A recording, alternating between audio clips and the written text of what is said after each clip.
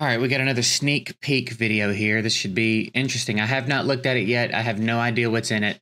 I haven't seen any videos about it or anything. I just saw it pop up in the game this morning, and I thought we would come over and take a look at it for the first time together. So let's see.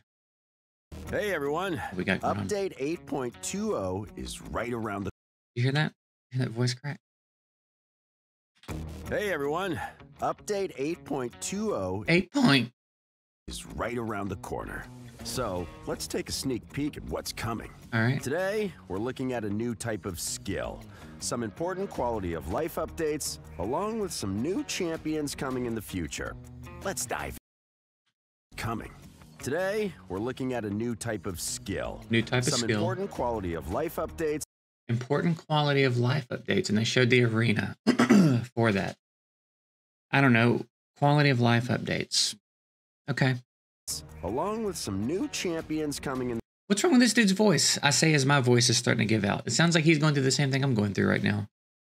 He's getting a lot of little squeaky cracks in there. the future. Let's dive in. First up on the list, we've got faction unity skills.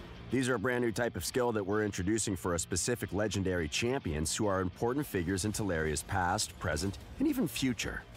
Even future. With these champions being famous commanders, exalted warlords, and celebrated leaders within their faction, it makes sense that they have skills that get stronger when they fight alongside their fellow countrymen. Hence the name, It's Faction about time. Unity Skills. They can be either active or passive and are powerful on their own, but become even better when used alongside allies from the same faction. Each faction unity skill has 3 levels. Allies under shield buffs receive 10% less damage. If there are multiple champions on the team with the skill, only one will activate. One faction ally. Allies under shield buffs are immune to stun, freeze. Are you kidding me? 2 faction allies. Allies under ally protection buffs have a 20% chance of counterattacking 3 faction allies. The value of any shield. That's going to be insane. So, like, you could put Brogni on the team,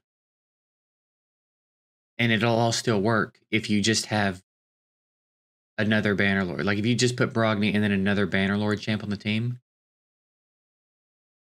or does it have to be Bannerlord? It says Bannerlord's Unity, one faction ally, but then it just says allies under shield buffs. Does that only apply to other Bannerlords, or does it apply to the whole team if there's another Bannerlord? Maybe he'll With say. each one unlocking new effects based on the number of allies from the same faction on your team. Let's take a look at the first champion who can use faction unity skills. Aislinn the Stalwart. He's a legendary Bannerlords champion, famous as the first king of a united K-Rock after its devastating war with Frostheim, and the actual founder of the Bannerlords themselves. To demonstrate faction unity skills, we'll use Aislinn's 3rd skill, Behold the Banner. Without any Bannerlords on his team, Aislinn will place a shield buff and an ally protection buff on everyone. With one ally, Aislinn will instantly activate this skill whenever an ally is revived.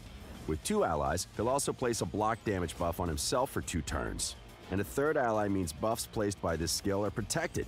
These effects will apply to every member of your team as well, not just the allies from the same faction. Does it have to be shields he casts? Because I feel like it just said shields are affected. I guess. So you could bring 3 Bannerlord allies to a fight against the Hydra or the Demon Lord, and your 2 remaining allies will still reap the benefits. Faction unity skills aren't the only bonus these champions have, though. They also have enhanced aura skills that can buff more than Only applies one to Bannerlord. stat. The specifics will differ from champion to champion, but generally, they'll be at their most impactful when paired with other champions from the same faction. With these warriors hailing from the very top tier of championdom, I love how they're expect playing to in find slow them motion. mingling around in the regular summoning pool. Now, you'll need to keep an eye on the news to find out when and how you can get these faction icons from special in-game events. That's all on faction unity skills. Time to talk quality of life updates. Here's one that's sure to make hunting for specific gear easier. We're making super raids a permanent feature. When Update 8.20 launches, the Doom Tower, Faction Wars, all Gear Dungeons, and Gear Ascension Dungeons will have super raids available all the time. Okay, sounds We'll like be you making forgot sure one. super raid runs count correctly for CVC tournaments and Sounds other like you events, forgot so you won't one. miss out on the double points either. We're also introducing a all permanent feature. Let me just make sure. When Update 8.20 launches, the Doom Tower, Faction Wars, all Gear Dungeons, and Gear Ascension Dungeons will have Super Raids available all the time. We'll be making sure Super Raid runs count correct. Why not Minotaur and the Potion Keeps? That's becoming such an outdated thing to have to farm. Why not those two also? Why? Directly for CVC tournaments and other events, so you won't miss out on the double points either. We're also... You know they're just going to up the thresholds in all the fusions and stuff.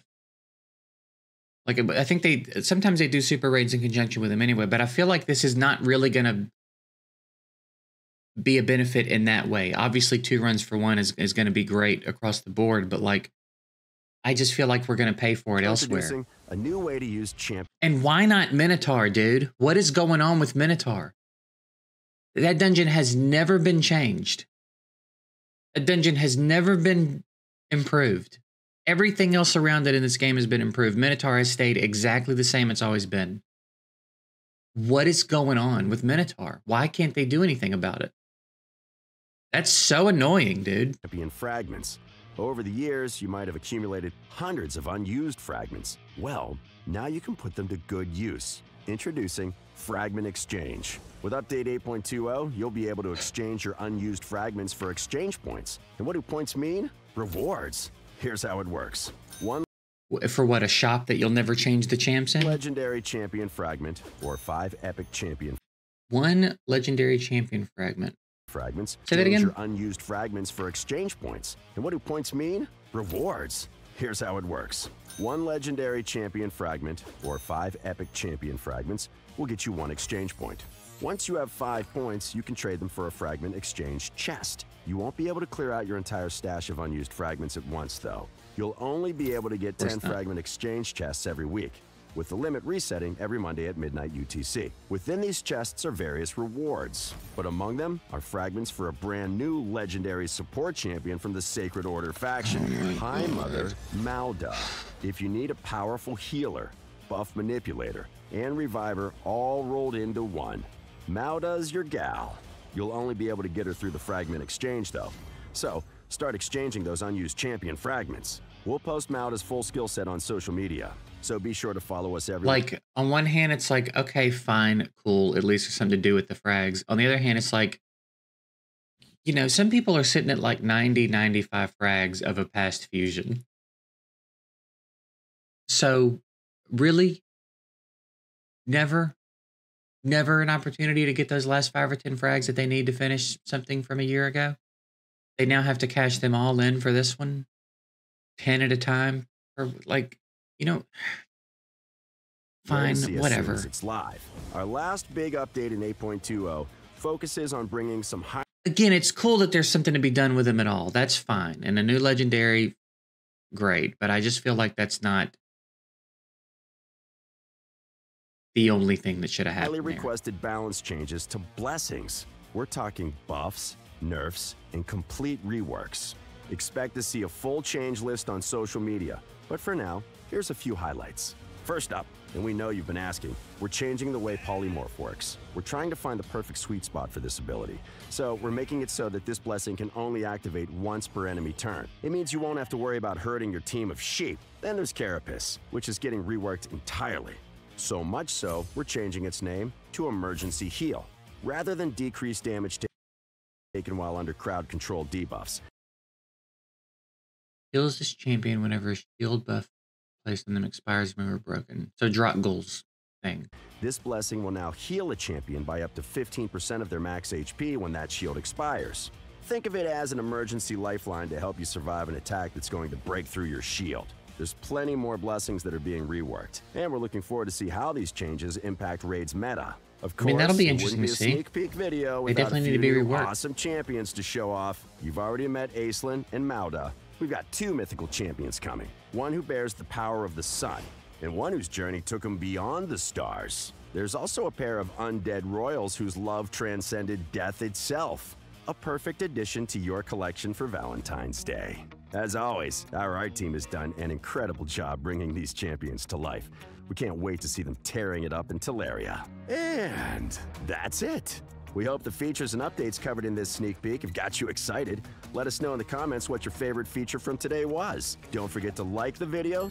The part where you didn't make Minotaur any more reasonable again was my favorite part of the video.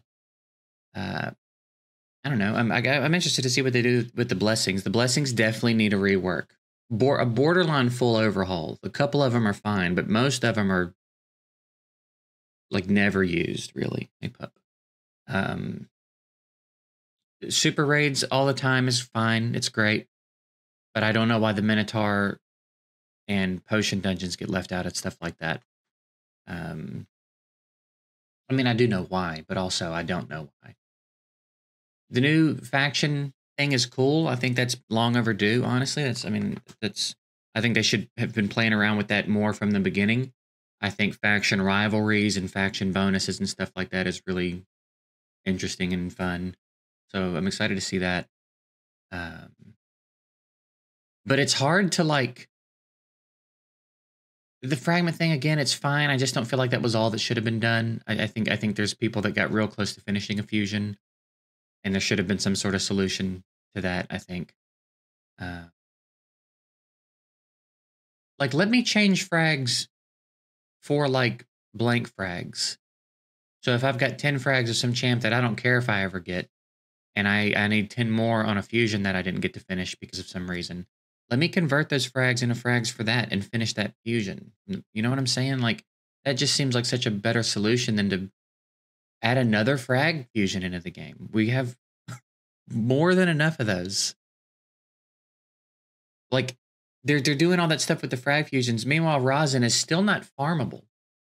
Rosin's been sitting there forever, and he's still not fully farmable. You still have to get lucky enough to pull the champs that you need to get him. And if that's the case, you might as well just have to pull him from a shard to get him, because you still have to get lucky multiple times over and pull rares from a much deeper pool of rares than it used to be. If he's going to be a permanent classic fusion, just make him farmable. Like, why is that not being done? Why do you keep adding more fragment fusions? So I don't know. Interested in the blessings rebalance. I think that needed to be done badly. I think the faction unity skills thing is cool, a little bit overdue, but I think it's cool. I think it'll be interesting. Permanent super raids is fine, but I'm annoyed they didn't include Minotaur. I've said how I feel about that. And then, yeah, a couple new champs. Like, okay, cool. You know what I mean? I don't think it's... I mean, I guess it is pretty game-changing. I guess it is all going to be pretty game-changing, but nothing that gets me super stoked, to be honest. We'll just, you know, it'll just be what's going on when the update happens. So, I don't know. I guess let me know what you guys think about it. Are you particularly excited about anything? How do you feel about Minotaur just continuing to go untouched? Has there ever been any dungeon or anything like that that's been in a mobile game this long and never been changed? Like, it's the same dungeon that it was at launch. Isn't that wild? No way to speed it up. No way to... I think it should just be eliminated, personally. I think it should just be getting rid of. And champs should just come with scrolls built in. I think mastery should just be a thing we get to do now without having to farm it. And then if you want to change them, they can charge gems to change them, and it can ramp whatever. But like, Minotaur just needs to go. It's crazy that we have to keep doing that the same way we've always had to do it. So anyway, that's my little mini Minotaur rant. Interested to know what you guys think about this update. And I guess I'll see you later. Have a good one.